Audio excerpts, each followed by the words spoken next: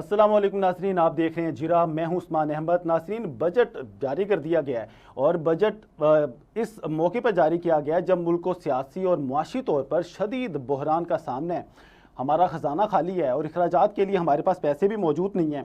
हमें अंदरूनी और बैरूनी कर्जे भी अदा करने हैं, उनकी इकसात भी अदा करनी है और ऐसे में हमारी तमाम उम्मीदें जो हैं इस वक्त IMF से जुड़ी हुई हैं। हमें तकरीबन $2 बिलियन इमदाद मिलनी है IMF से और इस हवाले से जो हुक्मरान जमात है वो कहती है कि तमाम जो शराइत हैं वो पूरी कर दी गई हैं।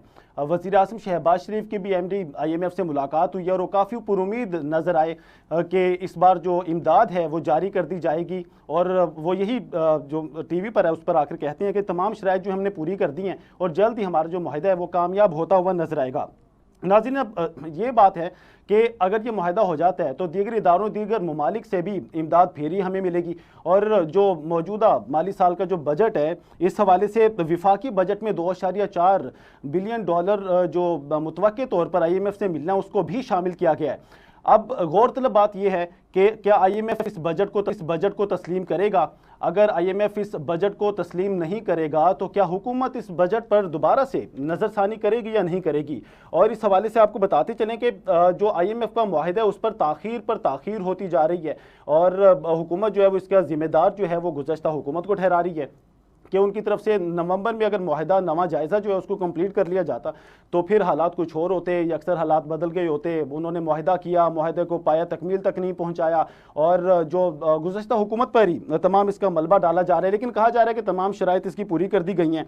मुतवक्के तौर पर मौजूदा हुकूमत का ये आखिरी बजट है, इलेक्शन ईयर है, इसके बाद ये इलेक्शन की तरफ बढ़ेंगे और इलेक्शन फ़ंड के लिए जो 47-48 अरब रुपए हैं वो भी उन्होंने मुख्तस कर दिए हैं। और इस हवाले से देखें कि इलेक्शन कमीशन को ये जो बजट है ये जारी भी किया जाता है या नहीं जारी किया जाता। और कुछ हल्का बाप तो ये कहते हैं कि इलेक्शन जो 1 साल 2 साल होते नज़र नहीं आ रहे, लेकिन बहरहाल जो बजट है वो मुख्तस कर दिया गया है। 46-47 अरब रुपए का बजट है जो मुख्तस किया गया है। 5 अरब जो हैं वो पहले ही ऑलरेडी जारी किए जा चुके हैं इलेक्शन कमीशन को। नाज़रीन, अब यही वजह है कि IMF के आखिर मुतालबात हैं क्या बजट जो है IMF की शराइत पर पूरा उतरेगा नहीं उतरेगा, IMF के लिए आई कैचर साबित होगा ये बजट या नहीं होगा। नाज़रीन, $6 अरब के खसारे को पूरा करने का IMF की तरफ से मुतालबा किया गया था। हुकूमत बजट में कोई ऐसी सब्सिडी या तकसीम या स्कीम नहीं देगी जिस पर अमल मुमकिन ना हो या किसी दूसरे बजट से हिस्सा वहां पर उठा के यहाँ पे लगाना पड़े। ये मुतालबात थे, ये शराइत थी जो कि IMF की तरफ से रखी गई थी। बहरहाल बजट पेश किया गया है। सरकारी मुलाजमीन को जो 17 ग्रेड से ऊपर के मुलाजमीन हैं उनको 30% उनकी जो सैलरी है उसमें इजाफा किया गया है। इससे नीचे 17 ग्रेड से नीचे के जो मुलाजमीन हैं उनमें 35% इजाफा किया गया है। जो पेंशनर्स हैं उनको 17.5% इजाफा किया है। लेकिन आम आवाम को इसमें क्या मिला है? आम आवाम की तो सिर्फ टेंशन में इजाफा हुआ है इस वाली चीज़ से, क्योंकि हमने देखा है कि 700 अरब के नए टैक्सेस जो हैं अब आवाम पर लगाए जाएंगे। मेरी नज़र में हुकूमत को जो बजट है उसको मेंटेन रखना चाहिए था। पेट्रोल के ऊपर, जो आटा है उसके ऊपर, या जिस तरह गैस है, बिजली है, इस पर सब्सिडी दी जानी चाहिए थी। इसकी कीमतों को कंट्रोल किया जाना चाहिए था। लेकिन क्या किया जाए कि हुकूमत का अब इलेक्शन ईयर भी है और इस पर जो उन्होंने एक बजट पेश किया है, सब्सिडी अगर देंगे तो उस पर मज़ीद सब्सिडी देनी पड़ेगी। अगर किसी सब्सिडी को ख़त्म करेंगे, हमने देखा कि फ्रीलांसर जो हैं उनको भी सब्सिडी दी गई है इसके अंदर। और इसके साथ साथ जो हमारी सनतें हैं उनको भी ड्यूटी फ्री टैक्स कर दिया गया उनके हवाले से। नाज़रीन, अब इस बजट के आने से महंगाई का क्या बनेगा, ये एक सवाल है कि बजट तो पेश कर दिया गया है, अब महंगाई का आगे क्या बनेगा। आइंदा माली साल की जो GDP शरह है 3.5% रहने का तखमीना लगाया गया है और महंगाई को 21% पर रखने का तखमीना नाज़रीन लगाया गया है।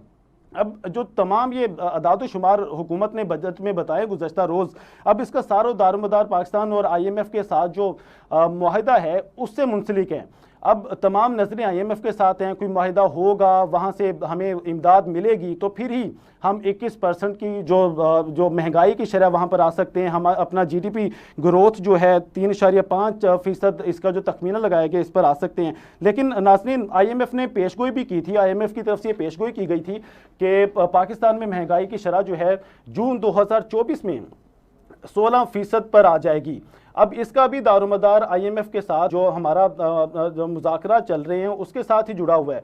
और जून जिस तरह खत्म होगा, 9वां जायजा भी हमारा उनके साथ खत्म हो जाएगा। लेकिन नाज़रीन, अगर 9वां जायजा नवंबर में पूरा कर लिया जाता तो हालात कुछ और होते। लेकिन बहरहाल 9वें जायजे को हम बाद में 10वें जायजे की तरफ आ जाते। लेकिन अभी 9वां जायजा हमारा चल रहा है।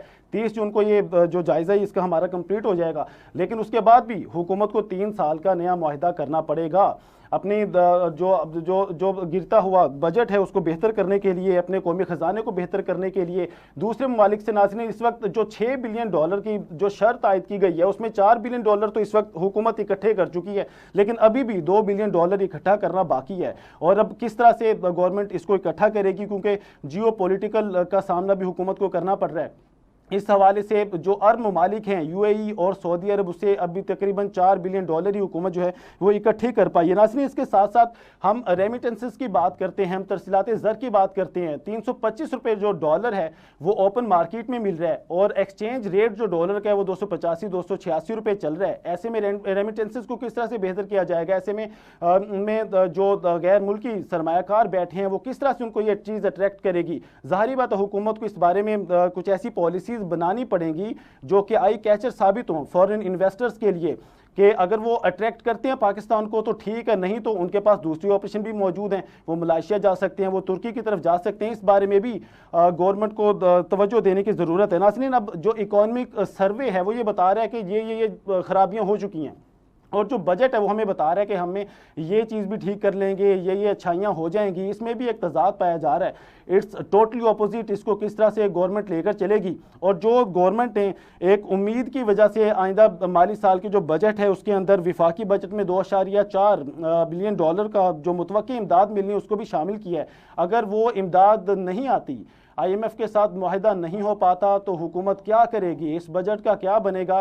क्या इस पर दोबारा से नज़रसानी भी करेगी या नहीं करेगी? नाज़रीन, बहरहाल अब देखना यह है कि यूटिलिटी स्टोर्स पर 35 अरब रुपए तक यूटिलिटी स्टोर को मुख्तस किए गए हैं, जो कि मुख्तलिफ सब्सिडीज़ की मद में होंगे। और सनतों को ड्यूटी टैक्स फ्री कर दिया गया है। सरकारी मुलाजमीन के लिए भी एक खुशखबरी है कि उनको 30 से 35% उनके लिए इजाफा कर दिया गया है। लेकिन इसमें अब ये देखना है कि पाकिस्तान इस वक्त तारीख के मुआशी बहरान से गुजर रहा है। पहले भी मुआशी बहरान आए हैं, लेकिन इस वक्त जो ये शदीद मुआशी बहरान है जिसे गुजर रहा है, और ऐसे में बजट पेश किया जाना, तो इस बजट से हमें क्या तवक्कुआत होंगी? और ये बजट पाकिस्तानी तारीख का इस वक्त मुश्किल तरीन बजट जो है वो तसव्वुर किया जा रहा है। नाज़रीन, अब इसमें यह बात भी है कि पॉपुलेशन बढ़ने के हिसाब से फूड सिक्योरिटी भी ख़त्म हो रही है।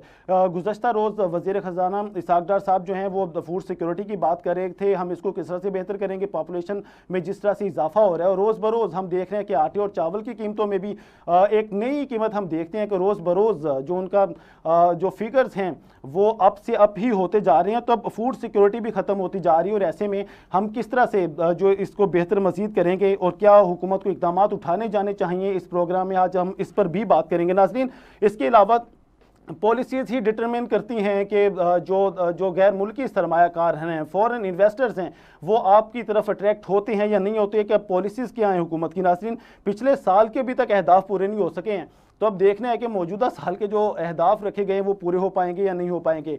टैक्स आमदन जो है वो तकरीबन 9,200 अरब रुपए रखी गई है।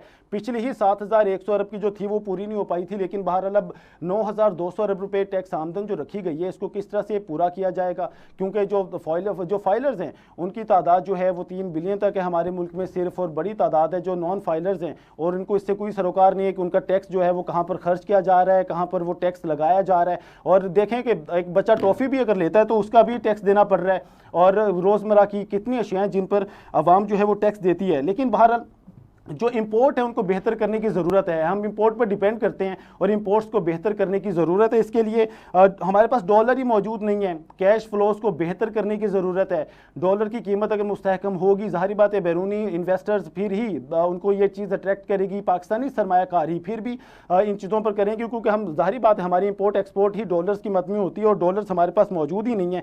लेकिन जो अब इसकी तमाम तर जिम्मेदारी कौन है? तमाम तर देखो जिम्मेदारी जो गुज़श्ता हुकूमत पर ही डाली जा रही है। माहिर मुआशियात इमरान एजाज साहब ने हमें ज्वाइन किया, बहुत शुक्रिया सर आपके कीमती वक्त का। इमरान एजाज साहब, बजट पर पहले आते हैं कि बजट, आप इस बजट को किस तरह से देखेंगे? क्या रिव्यूज है आपकी इस बजट पर? जो है ना, ये तो सिर्फ समझ लें आपके 42 दिन का बजट है। इसके बाद जो आगे हुकूमत ने अवाम के साथ करना है वो अवाम अवाम जानेगी, और उसके बाद आगे क्या होगा इसका भी कुछ भी नहीं पता। ये सिर्फ मफरूजे का एक बजट है, जिसके अगर रियलिटी में आप देखें तो ग्राउंड रियलिटी में जितने टैक्सेस की बात की जा रही है, अगर आप पिछला अदब देखें तो वही पूरा नहीं हुआ, तो अगले अदब को आपने किस तरह पूरा करना है। महंगाई जो है वो उसी तरह ही अवाम के सर के ऊपर मंडलाती रहेगी। और अगर आप देखें तो इस बजट जो भी इन्होंने अनाउंस किया उसमें अवाम के लिए तो कुछ भी नहीं है, जिसकी बेस के ऊपर अवाम ये अंदाजा लगा सके कि क्या ये बजट हमारे लिए बेहतर होगा, क्या महंगाई की शरह हम्म। कम होगी, या किन किन चीजों में उन्होंने कुछ किया है। दूसरी जो आपने बात की, देखें अभी हमारे जो वजीर खजाना साहब हैं वो पॉलिसी पता नहीं क्या बना रहे हैं कि उनको पता ही नहीं चल रहा कि इस वक्त पाकिस्तान की ग्राउंड रियलिटी क्या है। इस वक्त हम्म। पाकिस्तान में सरमायाकारी बिल्कुल खत्म है, इंडस्ट्रीज आपकी बंद हो रही हैं, आपका हुनरमंद तबका जो है वो दूसरे ममालिक में जाके जॉब कर रहा है। अब दूसरी जो बात करें आप महंगाई की, तो महंगाई का ये आलम है कि अगर एक घर में 5 बंदे कमाने वाले थे, 5 में से 4 बंदे जो है वो बेरोजगार हैं, और वो इस वक्त अपने रोजगार की तलाश में है, और जबकि हुकूमत की तरफ से उनके लिए कोई भी रोजगार के मौके मौजूद नहीं है। अब अगर आप दूसरी बात करें तो वजीर खजाना साहब बड़ी डटाई से ये बात करते हैं, जी हम लोग जी सस्ता तेल खरीद रहे हैं जी ईरान से, हम लोग जो है वो चाइना से मजीद अपना रोड जो इंफ्रास्ट्रक्चर है उसको बेहतर कर रहे हैं ताकि वहां से चीजें जो पाकिस्तान में आती हैं उसके लिए आसानी हो। हम लोग रूस से गैस या दूसरी मौके जो है वो फराम कर रहे हैं। बात करने का मकसद है सारा कुछ तो आप इंपोर्ट कर रहे हैं। आपकी पाकिस्तान की इंडस्ट्री जो है वो बेस करती है आपकी एक्सपोर्ट के ऊपर। आप हम्म। ये बताएं कि आपके पास तो मुल्क में डॉलर ही मौजूद नहीं है। डॉलर आपके पास मुल्क में कैसे आएंगे? डॉलर आपके पास मुल्क में तब आएंगे जब आपकी एक्सपोर्ट अच्छी होगी। आपको इस वक्त पाकिस्तान की जो इंडस्ट्रीज है उसको इस तरह बहाल करना चाहिए कि हम लोग अपनी प्रोडक्ट जो है वो पूरी दुनिया में एक्सपोर्ट करें। हम लोग सिर्फ इंपोर्ट के ऊपर बेस कर रहे हैं, और इंपोर्ट का मतलब ये है कि आपके मुल्क में डॉलर होने चाहिए। और इंपोर्ट की भी अगर आप बात करें तो इंपोर्ट ओरिएंटेड जो भी फैक्ट्रीज हैं उनको भी अभी बहुत ज्यादा मुश्किलात का सामना है। अभी वजीर खारजा साहब और ये क्लेम तो करते हैं कि हम लोगों ने एलसीज जो है वो बैंक को ओपन कर दी है, अब डॉलर का कोई मसला नहीं है, आप एलसी ओपन करें इंपोर्ट मंगवाएं। लेकिन जब आप ग्राउंड रियलिटी पे कोई एलसीज ओपन करने का कहते हैं तो उस वक्त स्टेट बैंक की तरफ से आपको बड़े वाज़ेह इंस्ट्रक्शन है कि आप 365 दिन क्रेडिट के ऊपर अपनी एलसीज ओपन कर लें और इंपोर्ट मंगवा लें। अब 365 दिन पे आपको कौन सा ऐसा मुल्क है जो आपको उधार सामान दे देगा, जबकि उसको पता है कि ये तो एक ऐसा मुल्क है जिसकी तो 30 दिन की गारंटी नहीं है कि आने वाले 30 दिनों में क्या होगा। ना तो ये पता है कि यहाँ पे गवर्नमेंट किसकी है, और ना तो यहाँ पे हमें ये पता है कि अगर हमारे मुल्क से कोई चीज वहां पे जा रही है तो उस चीज की अश्योरिटी क्या है कि ये पैसे हमें मिल जाएंगे। 3-3 महीने तक, 4-4 महीने तक आपके जहाज जो है वो समुद्र में खड़े रहते हैं। जब उसका डैमरेज स्टोरेज इतना ज्यादा इंक्रीज हो जाता है तब जाके स्टेट बैंक आपको अलाउ करता है कि आप इसका आई फॉर्म रिलीज करवा लें और आप इसको क्लियर करवा लें। जो भेजने वाला सामान जो है वो चाइनीज जो इंपोर्टर है वो भी परेशान है, क्योंकि उनकी इतनी ज्यादा इन्वेस्टमेंट वहां पे पड़ी है, उनको भी नहीं पता कि इंपोर्टर के साथ वहां पे क्या होगा। और जो इंपोर्टर है उसकी वजह से उसकी मिल्स जो है वो बंद हो गई है, वो अब 6-6 महीने तक, 4-4 महीने तक एक रॉ मटेरियल का कैसे इंतजाम करेगा? आप अगर बेस कर रहे हैं सब कुछ आपने इंपोर्ट करना है तो आप पाकिस्तान को फिर बिल्कुल इंपोर्ट के ऊपर ले आए और यहाँ पे आप डॉलर चला दें। और अगर आपको ये देखना पड़ेगा कि देखिए हमारे मुल्क की इकॉनमी तब बेहतर होगी जब हमारे मुल्क में डॉलर आएगा। और डॉलर कैसे आएगा? डॉलर इस तरह से आएगा कि आप पाकिस्तान में जो इंडस्ट्रीज है उसको एक्सपोर्ट के मौके फराम करें कि हमारी जो यान है, कॉटन है, और चीजें जो एक्सपोर्ट है, राइस है, इन चीजों को एक्सेस मिले पूरी यूरोपियन मंडियों में और अमेरिका में और पूरी दुनिया में, जिस तरह के हिंदुस्तान भी कर रहा है। आपके यहाँ हम एग्जाम्पल नहीं देना चाहते ना हिंदुस्तान की ना बांग्लादेश की। आज बांग्लादेश की इकॉनमी क्यों बेहतर है? क्योंकि बांग्लादेश ने इंपोर्ट पे कम और एक्सपोर्ट पे बहुत ज्यादा तवज्जो दी है। आज बांग्लादेश की प्रोडक्ट जो है वो स्टिचिंग करके पूरे यूरोप में, पूरी दुनिया में जा रही है। हमारा रॉ मटेरियल बांग्लादेश में जाता है, वहां से स्टिच होता है और पूरी दुनिया में जाता है। क्या हम्म। हुकूमत पाकिस्तान जो है उनकी आंखें बंद हैं, या वो जो इंडस्ट्रीज तबका जो है वो उनकी बात सुनने को तैयार ही नहीं है? आपके मुल्क में डॉलर तभी आएगा जब आप यहाँ पे एक्सपोर्टर को एक फैसिलिटीज देंगे। आप एक्सपोर्टर को कोई फैसिलिटीज यहाँ पे दे नहीं रहे, मिलें जो है वो आपकी बंद हो रही हैं, डॉलर की आपको जरूरत है। अब 2-4 महीने बाद जब आप लोगों ने ये कर्जों की किस्तें वापस करनी है तो आपके मुल्क में तो पैसा ही नहीं है। आपने बजट भी अनाउंस किया हुआ है, आपने इन सब चीजों को कैसे क्लियर करना है, कैसे आपने इस बहरान से निकलना है, इसका आपके पास रोड प्लान कोई भी नहीं है। अब देखें ना, ये जितना भी जो बजट है, ये तो सिर्फ मफरूजे के ऊपर है, ग्राउंड रियलिटी के ऊपर हमारे पास इसकी फिजिबिलिटी है ही नहीं। अगर तो हम्म। गवर्नमेंट के पास इसकी फिजिबिलिटी होती तो गवर्नमेंट बजट से पहले ही अवाम को कुछ रिलीफ दे देती। ये वो गवर्नमेंट है जिसको आए हुए भी 1 साल हो गया और उसने अवाम को किसी किस्म का किसी जगह पे रिलीफ नहीं दिया। हम कैसे तवक्को कर सकते हैं कि आने वाले बजट में अवाम को जो है वो रिलीफ मिलेगा? बहुत मुश्किल है कि अवाम को यहाँ पे रिलीफ मिल सके। तो इसके लिए वजीर खजाना साहब को अच्छा इमरान साहब, पॉलिसी ये बनानी बताइएगा पड़ेगी। कि हुकूमत ये कहती है, इसाक डार साहब ये कह रहे थे कि अगर हमारा मुआहदा नहीं भी होता तो हमें कोई फ़र्क नहीं पड़ता, प्लान बी भी हमारे साथ मौजूद है। तो प्लान बी क्या हो सकता है आपकी नज़र में? ये कोई प्लान बी है भी या नहीं, कि हवा में सिर्फ तीर चलाए जा रहे हैं? सर बिल्कुल, हुकूमत के पास प्लान बी भी है। वो प्लान बी यही हम्म। होगा कि वो हम लोग अपनी ग्लोबल पॉलिसी जो है, जो एक पूरी दुनिया में चेंजिंग आ रही है, शायद हो सकता है कि हम आपको हम एक एक ब्लॉक से निकल के हम दूसरे ब्लॉक में डाइवर्ट करते हैं अपने आप को। फॉर एग्जाम्पल, हम्म। हम लोग चीन या रूस की तरफ अपना जो है वो असर और रसूख ज्यादा करते हैं और अमेरिका और यूरोप को हम लोग बाईपास कर रहे हैं। लेकिन ये मजीद एक बहुत बड़ा बहरान साबित होगा पाकिस्तानी अवाम के लिए भी और आपके ओवरसीज पाकिस्तानी जो यूरोप और यूएस में है उनके लिए भी। क्योंकि अभी हम्म। हुकूमत जो है वो उसको सही तरह अंदाजा नहीं हो रहा कि वो पाकिस्तान को किस गलत डायरेक्शन में लेके जा रही है। एक तरफ आपकी फिजिबिलिटी ये है कि आपको दुनिया का कोई भी मुल्क जो है वो कर्जा देने के लिए तैयार नहीं है। दूसरी बात ये है कि जो मुल्क आपको कर्जा देने के लिए तैयार नहीं है, वो सबसे पहले ये समझने से कासिर है कि क्या इस मुल्क में हम लोगों ने किससे बात करनी है कि जो बंदा हमें ये अश्योरिटी दे कि हम अगर आपको कर्जा देते हैं तो हमें ये किस तरह वापस मिल सकता है। तो अगर हम लोगों ने अपने आप को स्विच करके प्लान बी की तरफ लेके जाएंगे और हम ये समझते हैं कि शायद हमें चीन या रूस या दूसरे ब्लॉक में जाने के बाद हमारी मईशत को कोई फायदा हो जाएगा, या वो लोग हमें अंधों की तरह हम पे इतमाद हम्म। कर लेंगे और हमारे मुल्क में इन्वेस्टमेंट करके हम लोग चुप करके खामोशी से इस ब्लॉक में चले जाएंगे और हमारा सर्वाइवल मुमकिन है। तो मैं एक बात बड़ी क्लियरली आपको आज ये बताना चाहता हूं कि अगर हम ये समझते हैं कि हम प्लान बी में चले जाएंगे और रूस और चीन जो है वो हमारी इसमें मदद कर देंगे, तो ये हमारी फिर एक खाम ख्याली होगी। कोई भी हम्म। मुल्क तब तक हम पे इतमाद नहीं करेगा जब तक हमारे मुल्क में यानी कि इस स्टेबिलिटी प्लान बी का नहीं कोई होगी। फायदा नहीं होगा हमें? सर कोई फायदा नहीं है। देखिए ना, स्टेबिलिटी सही। नहीं होगी हमारे मुल्क में ठीक तो है। हमें हमें सर सर कैसे ब्रेक पे चाइना और जाना है रूस। मुझे। सर ब्रेक पे मुझे जाना है, आपकी बात को यहीं से कंटिन्यू करेंगे। जी ब्रेक पे जाने से पहले मैं आपके लिए एक सवाल छोड़ता जा रहा हूँ कि टैक्स इजाफा कर दिया गया है और 700 अरब से जायद के टैक्सेस लगा दिए जाएंगे। एक बच्चा भी अगर टॉफ़ी लेता है तो उस पर भी टैक्स वो दे रहा है, लेकिन उसके समरात आवाम तक नहीं पहुँच रहे। इमरान साहब ब्रेक से आएंगे और ब्रेक से बाद इस बात पर हम जो है वो जिरा करेंगे।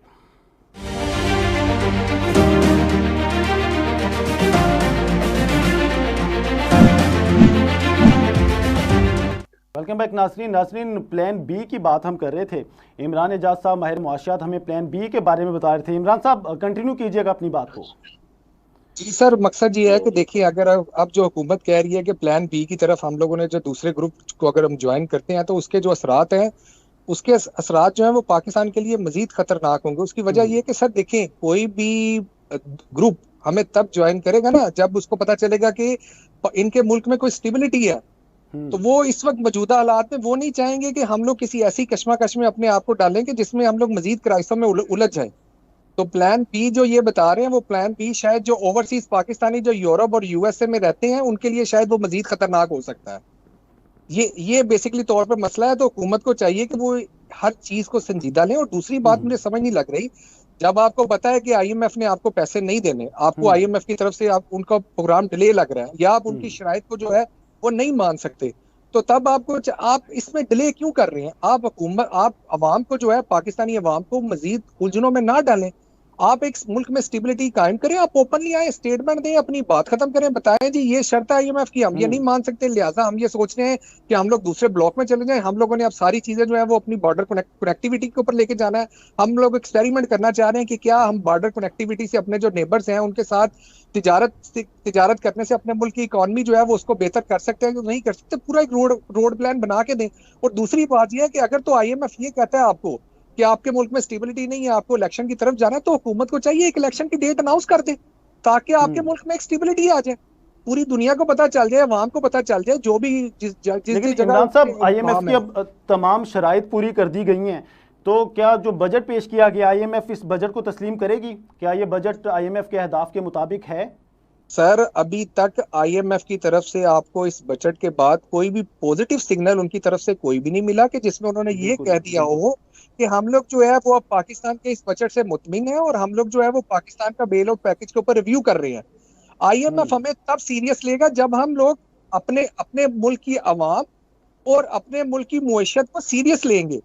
जब तक हम लोग अपने मुल्क की अवाम और अपनी मुईशत को जो है वो सीरियस नहीं ले पाएंगे, आईएमएफ तो क्या है, दुनिया का कोई भी मुल्क हमें सीरियस नहीं लेगा। हम लोग हम्म।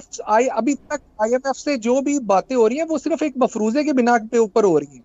अगर आप हम्म। ग्राउंड रियलिटी पे ऊपर बात करें तो आईएमएफ जो है वो उसकी तरफ से कोई भी अनाउंसमेंट नहीं है।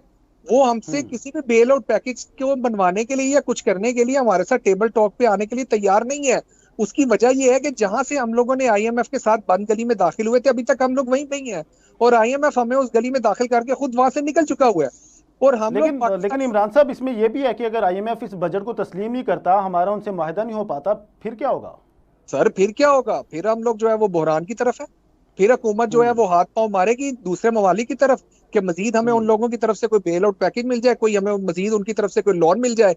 और अगर दुनिया का कोई भी मुल्क अब हमें लोन देगा तो उसकी अब अगली शराइत यही होगी कि भाई इसके बदले आप लोग हमें क्या कर रहे हो।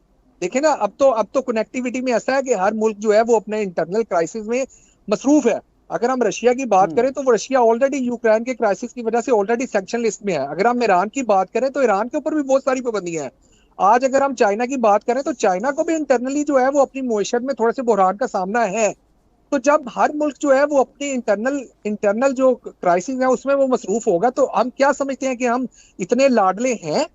क्या हम लोग उनके लिए इतने फायदेमंद हैं कि वो हमारे साथ किसी प्लान बी के ऊपर आके हमारे मुल्क में इतनी सारी इन्वेस्टमेंट कर लेगा और हमें इस मौजूदा बुरहान से निकलना पड़ेगा?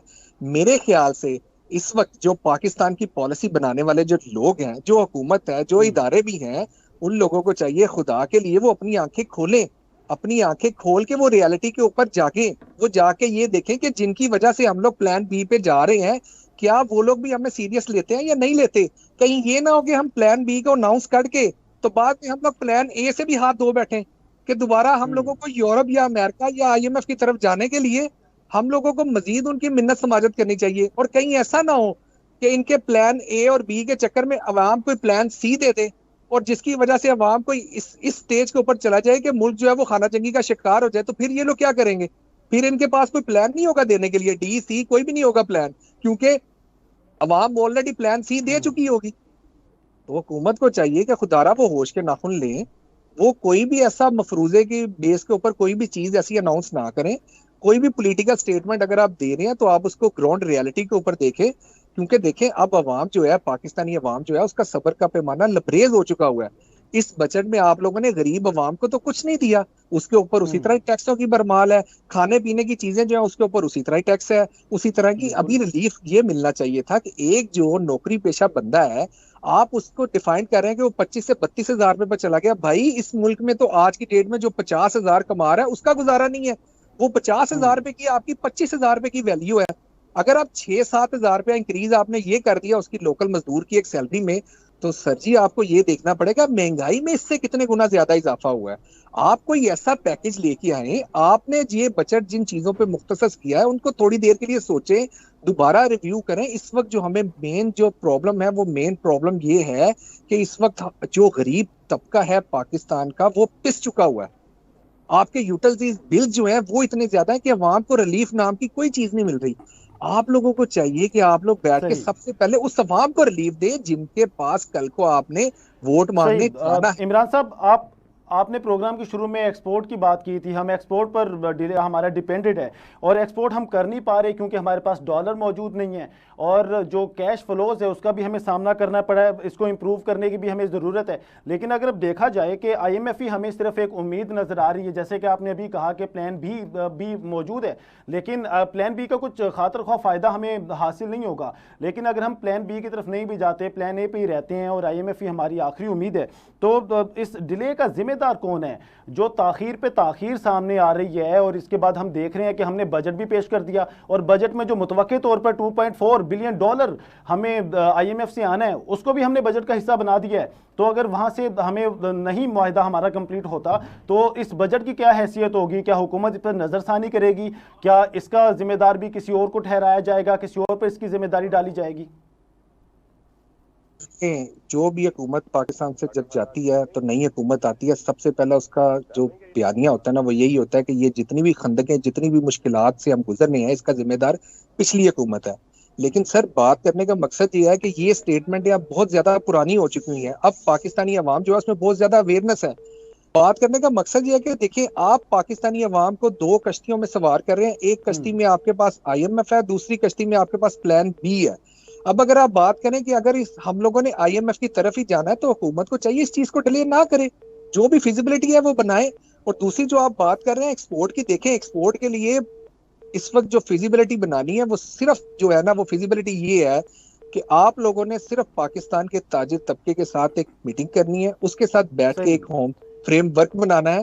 फ्रेमवर्क बना के आप लोगों ने उनको सब्सिडी देनी है, उनको रिलीफ देनी है। इमरान साहब, हमें ज्वाइन किया आसिफ बाजवा साहब ने, रहनुमा मुस्लिम लीग नून है। बहुत शुक्रिया बाजवा साहब आपके कीमती वक्त का। बाजवा साहब, हदफ रखे गए हैं, बजट पेश कर दिया, सरकारी मुलाजमीन के लिए बड़ी अंदर रख दी मुराद, उनके 30 से 35% इजाफा कर दिया गया, पेंशनर्स की पेंशन में 17.5% इजाफा कर दिया गया, गरीब आवाम की टेंशन में इजाफा कर दिया गया। तो जो अहदाफ हैं वो तो पिछले साल के भी पूरे नहीं हो पाए, तो इस दफा के अहदाफ को किस तरह से पूरी करेगी हुकूमत? बाजवा साहब से राब्ता करने की दोबारा से हम कोशिश कर रहे हैं। इमरान साहब, मैं आपकी तरफ आऊँगा कि आप बात कर रहे थे कि कैश फ्लोज को हम किस तरह से इम्प्रूव कर सकते हैं, डॉलर हमारे पास है नहीं, हम किस तरह से एक्सपोर्ट की तरफ बढ़ सकते हैं, IMF ही हमारी आखिरी उम्मीद है। सर, मकसद ये है कि सबसे पहले इस वक्त जो करना चाहिए था हुकूमत को, ये करना चाहिए था कि मुल्क की जितनी भी इंडस्ट्री जो है, जिनको जिस जिस बहरान का सामना है, उन लोगों के साथ एक फिजिबिलिटी बनाते, उनके साथ बैठ के मीटिंग करते, उनसे कोई बजट के ऊपर कोई राय लेते कि किन किन जगह के ऊपर आपको रिलीफ चाहिए। एटलीस्ट कम से कम जो एक फैक्ट्री है जो आज बंद हो गई है, 2000 से 1500 मजदूर वहां पे काम करता है, वो सारा मजदूर आपका बेरोजगार है। अगर आपकी फैक्ट्री चल जाती तो ऑटोमेटिकली जो बेरोजगार बंदा उनको रिलीफ मिल जाना था।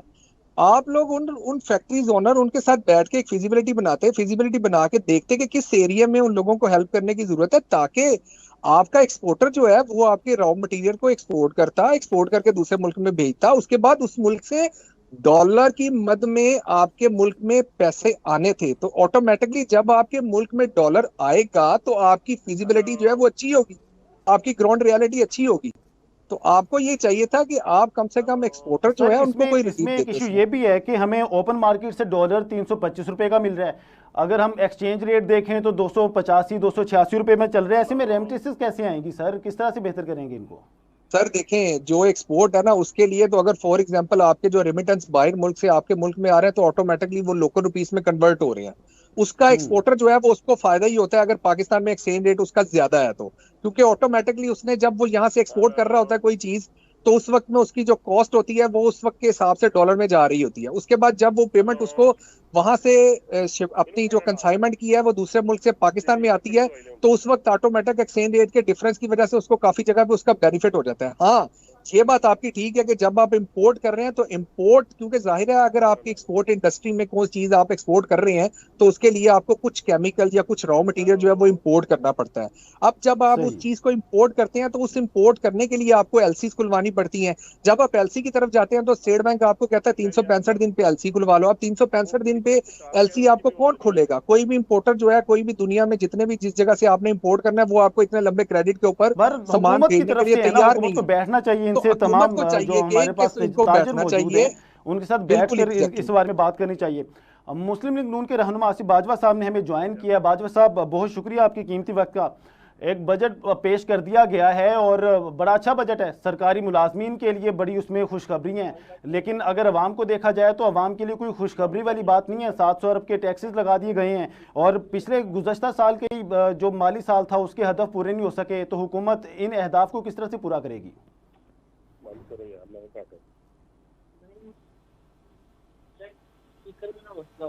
हमारे स्पीकर में नहीं, उनके स्पीकर में। जी बाजवा साहब, मुझे सुन पा रहे हैं आप? सर मुझे आवाज नहीं आ रही आपकी। जी, बाजवा साहब से रब्ता करने की दोबारा हम कोशिश करें, टेक्निकल वजूहात की बिना पे बाजवा साहब से बात नहीं हो पा रही है। अब इमरान साहब मैं आपकी तरफ ही आऊँगा, आप इसी सवाल का सर जवाब दे दें। सर किस तरह से देखें, अहदाफ को कवर करेगी गवर्नमेंट? अहदाफ को पूरा करना गवर्नमेंट के लिए बड़ा ही आसान है। वो फौरी तौर पे सबसे पहले तो पाकिस्तानी अवाम की जो इस वक्त प्रॉब्लम है ना, उसको वो सीरियस लें, वो अपनी सियासत को सीरियस ले लें, और वो पाकिस्तान का जितना भी तबका ताजर इंडस्ट्री है, चाहे वो जो भी है, उन सबको एक स्टेज के ऊपर लेके आए, एक टेबल के ऊपर लेके आए, उनके साथ बैठे और फिजिबिलिटी तैयार करें। देखिए, आप जो टैक्सेस की बात कर रहे हैं ना, अवाम तो ऑलरेडी 3,000 रुपए की आप खरीदारी कर रहे हैं तो आप उसके ऊपर टैक्स पे कर रहे हैं, ठीक है, 500-800 रुपए आप उसके ऊपर टैक्स पे कर रहे हैं। अवाम तो ऑलरेडी टैक्स दे रही है, लेकिन अवाम इस वक्त अब ये जानना चाहती है भाई कि ये टैक्स का जो पैसा ये जा कर रहा है, ये लग कर रहा है, ये रिलीफ कहाँ पे मिल रहा है, क्या इसकी वजह से अवाम को कोई रिलीफ हो रहा है? अवाम तक इसके देखें, जब तक आपके ताजिर बरादरी में कॉन्फिडेंस नहीं होगा, उनको अपने मुल्क के ऊपर ट्रस्ट नहीं होगा, उनको ये पॉलिसी बनाने वालों के ऊपर ट्रस्ट नहीं होगा, आप टैक्स की कलेक्शन का अहदाफ पूरा नहीं कर सकते। अभी जो ताजर तबका है, सबसे ज्यादा प्रॉब्लम तो उसको ये है कि वो ये सोच रहा है कि भाई हमारे पास तो पैसे ही नहीं है, हम इस मुल्क में इन्वेस्टमेंट करके तो ऑलरेडी फंस चुके हुए हैं, हमें तो समझ नहीं लग रही, हम टैक्सों पे टैक्स अदा करते जाएं और गवर्नमेंट की तरफ से हमें रिलीफ कोई नहीं मिलता। जब तक आप ताजिर तबके को किसी जगह के ऊपर रिलीफ नहीं देंगे, आप पाकिस्तानी अवाम को एक कॉन्फिडेंस में नहीं लेके आएंगे कि भाई उनका दिया हुआ टैक्स का पैसा जो है वो अच्छी जगह पे यूटिलाइज हो रहा है, तब तक सर आप पाकिस्तानी अवाम से कैसे टैक्स कलेक्ट करेंगे? फिर हुकूमत के पास यही बहाना होगा कि वो क्या करेगी, जिन जिन चीजों पे सब्सिडी लगी है वो सब्सिडी खत्म करेगी, हर चीज के ऊपर टैक्स जो है वो इम्प्लीमेंटेशन करवाएगी, कुक कैन कुक हर चीज को। जब आप इन चीजों को इम्प्लीमेंटेशन करवाएंगे तो अवाम के पास फिर कुव्वत खरीद ही नहीं होगी, फिर लोग जो है वो डेफिनेटली वो दूसरा तरीका इस्तेमाल करेंगे। पाकिस्तान में कोई इन्वेस्टर नहीं आएगा, उसको पता होगा ऑलरेडी कि भाई यहाँ पे इन्वेस्टमेंट करने का मकसद है कि आप लोग अपनी सरमायाकारी को बिल्कुल इनसिक्योर समझे। तो बात करने का मकसद ये है सर, हुकूमत जो है वो उसको चाहिए कि बजट तो उन्होंने पेश कर दिया, ठीक है, लेकिन अब अगला काम वो ये करें कि भाई वो मुल्क के साथ सीरियस हो जाए, सीरियस हो के वो सियासत के ऊपर जितना टाइम जाया कर रहे हैं उतना टाइम वो मुल्क की मईशत के ऊपर और इस चीज पे लगा दें कि भाई हम लोगों ने इसको ठीक करने के लिए किस अहदाफ के ऊपर जाना चाहिए, ताकि मुल्क में आज ताजिर तबका जो है, आप अगर किसी भी चैम्बर ऑफ कॉमर्स की इंडस्ट्री या किसी से भी कोई बात कर ले, मीटिंग सबके साथ हुई है, फिजिबिलिटी सबने बना के दी है कि सर इस फिजिबिलिटी पे चलेंगे शायद हमारी इंडस्ट्री ठीक हो जाए, लेकिन क्या उस फिजिबिलिटी के ऊपर कोई काम किया गया है? वो सिर्फ पेपर वर्क पकड़ के साइड पर रख दिया और हुकूमत ने अपनी मर्जी का जो है जो बजट बनाया हुआ था वो बजट प्रेजेंट कर दिया। अब जब आपने वो प्रेजेंट कर दिया बजट, तो भाई अब ताजिर तबके पास तो कोई ऑप्शन है ही नहीं, वो तो अब ये सोच रहे हैं कि भाई अब हम लोगों ने करना क्या है। अब जिस बंदे के अब अगर आप बात करेंगे आज आपके मुल्क में क्या कोई फॉरेनर जो है वो आके इन्वेस्टमेंट करने को तैयार है, तो सर जिस मुल्क में स्टेबिलिटी नहीं होगी, जिस मुल्क में हुकूमत जो है वो अवाम के साथ सीरियस नहीं होगी, वहां पे सर कौन इन्वेस्टमेंट करेगा? हम लोग मजीद बहरान पे बहरान, मजीद एक्सपेरिमेंट पे एक्सपेरिमेंट करते जा रहे हैं। तो खुदा ना खास्ता अगर पाकिस्तानी अवाम ने प्लान ए को भी हुकूमत नहीं पूरा कर सकी, प्लान बी लॉन्च करेगी, तो पाकिस्तानी अवाम ने प्लान सी लॉन्च कर देना है। और वो प्लान सी जो लॉन्च होगा ना, प्लान पे जाने से पहले, किसी भी कोई भी इकदाम करने से पहले सियासी हालात को बेहतर करना बड़ा जरूरी है। और इलेक्शन के लिए भी अब बजट में पैसा रख दिया गया है, 47 अरब रुपए रखे गए हैं, 5 अरब रुपए पहले इलेक्शन कमीशन को जारी कर दिए गए। दूसरे ममालिक भी बड़ी गहरी नज़र रख रहे हैं पाकिस्तान पर, पाकिस्तान की सियासी हालात पर। इस अदम इस्तेहकाम से कैसे निकला जा सकता है? और इलेक्शन होते आपको नज़र आ रहे हैं कि बजट अब रख दिया गया है, इलेक्शन हो जाएंगे। सर देखें, अगर तो हुकूमत को सीरियस, हुकूमत और वो तमाम इदारे जो इस वक्त पाकिस्तान के स्टेक होल्डर हैं, उनको चाहिए कि अगर पाकिस्तानी अवाम को और पाकिस्तान को इस मुश्किल से निकालना है तो उसका वाहिद हल है इलेक्शन। जितनी जल्दी आप इलेक्शन पाकिस्तान में करवा देंगे, उतनी जल्दी आप प्लान ए पे भी जा सकते हैं, उतनी जल्दी आप प्लान बी पे भी जा सकते हैं। आपको ये सोचना चाहिए कि अगर पाकिस्तान का इस वक्त स्टेबिलिटी का वाहिद हल इलेक्शन है तो आप इसको डिले ना करें। आप हुकूमत आज भी ऐलान कर सकती है ना इलेक्शन का, बता दें कि जी 42 दिन बाद हम लोग जा रहे हैं, इस डेट में हम सोच रहे हैं इलेक्शन करते हैं, इस तरह हम लोग के टाइगर गवर्नमेंट बना रहे हैं, इस तरह ये सारा कुछ करेंगे हम लोग। हुकूमत ऐलान कर दे, मुल्क में स्टेबिलिटी आना शुरू हो जाएगी। अब अगर ये तो हुकूमत के ऊपर है ना कि वो कितना को मुल्क के साथ सीरियस है, वो कितना को इसको सीरियस लेते हैं कि हम लोग स्टेबिलिटी की तरफ जाएं। जब तक हमारे मुल्क में स्टेबिलिटी नहीं होगी सर, IMF तो क्या, प्लान बी वाले भी जो ममालिक हैं ना, जिनकी तरफ हम नजरें जमा के बैठे हुए हैं, चाहे वो रशिया है, चाहे ईरान है, चाहे रूस है, कि क्या वो हमारी कोई मदद कर देंगे? सर ये भी हमारी कोई खातिर ख्वाह मदद नहीं करेंगे। इन लोगों ने तो हम्म। जितनी मदद हमारी करनी थी कर दी है। अब जब 2-4 महीने बाद आप लोगों ने किस्तों की तरफ वापस जाना है, तो तब आपको पता चलेगा वो आपको किस निगाह से देख रहे हैं। तो सर हुकूमत को चाहिए कि खुदा के लिए होश के नाखुन लें, और एक होमवर्क के ऊपर, जो सीरियस होमवर्क है उसके ऊपर, प्लान के ऊपर काम करें। आज गरीब हम्म। तबका पिस चुका हुआ सर। 25-30 हज़ार सैलरी, क्या आप अगर लाख रुपए की वैल्यू निकालें, तो लाख रुपए की जो वैल्यू है वो 50 हज़ार रुपया हो चुकी है। 1 लाख रुपया कमाने बिल्कुल। वाला जो बंदा है ना, वो सर 50 हज़ार रुपया कमा रहा है। उसकी वजह यह है हम्म। महंगाई इतनी बढ़ गई है। उसके महंगाई। लिए तो सारा बिल्कुल। कुछ उसी तरह ही है। वो किस तरह अपने अच्छा, खानदान का सर्वाइवल करेगा? इमरान साहब, अब एक मुतवक्किल तौर पर ये आखिरी बजट है, 1.5 माह रह गया है और इस हुकूमत का सिर्फ 1.5 महीना ही है, फिर अल्लाह करे कि इलेक्शन हो जाएं। तो आपको ये बजट कैसा लगता है? ये एक अच्छा बजट था या ये मजीद बेहतर हो सकता था? सर देखें, ये बजट मजीद बेहतर हो सकता था, अगर हम्म। तो हुकूमत इस ये बजट बनाने से पहले ग्राउंड रियलिटी के ऊपर जाती। ग्राउंड रियलिटी के ऊपर जाके जितना भी ताजर तबका है या पाकिस्तानी अवाम जो है, या देखती कि मुल्क में इशू एग्जैक्टली है कहाँ।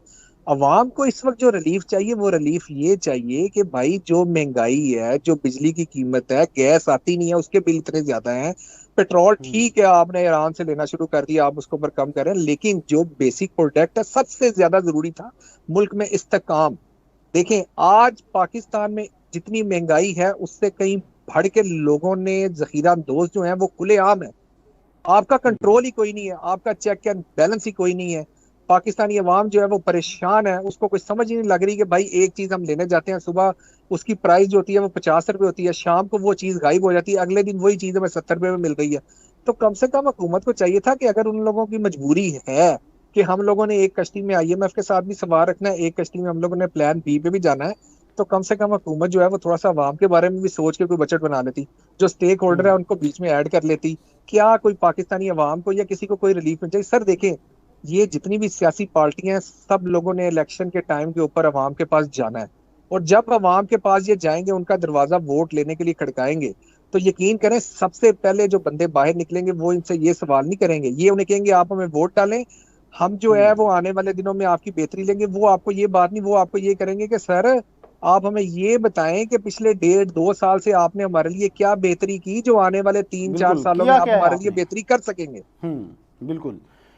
अच्छा, जो आइंदा माली साल का सर बजट है, इसमें विफाकी बजट में 2.4 बिलियन डॉलर की मुतवक्की इमदाद को भी उन्होंने शामिल कर लिया है। अगर IMF के साथ मामला तय नहीं होते तो इस बजट की क्या हैसियत होगी? क्या हुकूमत इस बजट पे नज़रसानी करेगी दोबारा से? सर देखें, हुकूमत को ऑटोमेटिकली, अगर तो इलेक्शन की तरफ आपने नहीं गए, IMF की तरफ से आपको बेल आउट पैकेज नहीं मिला, तो आपको हम्म। फौरी तौर पे इसके रिव्यू के ऊपर जाना पड़ेगा। क्योंकि देखें, हम्म। बहुत देर तक आप किसी भी क्राइसिस को जो है वो आप नहीं संभाल सकते।